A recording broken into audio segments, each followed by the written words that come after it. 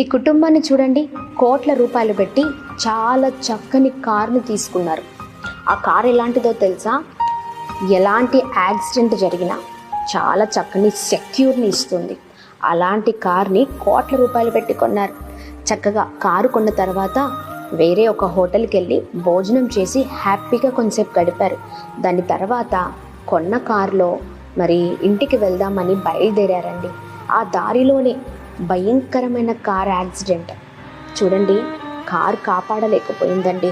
అంత భయంకరంగా ఆ కుటుంబం అంతా కూడా, కారులో ఉన్న వారందరూ కూడా చచ్చిపోయారు. చాలా భయంకరమైన ప్రమాదం జరిగింది. చూడండి, ఎంత ఉన్నా, ఎంత గొప్పవారిమైనా దేవుని కాపుదల లేకపోతే మనము జీవించలేమండి, బ్రతకలేం. చాలాసార్లు అంటూ ఉంటారు చాలామంది, దేవుడు నాకేమిచ్చారు, నాకేమి చేశారు, నా జీవితం ఎందుకు ఇంకా ఇలాగనే ఉంది.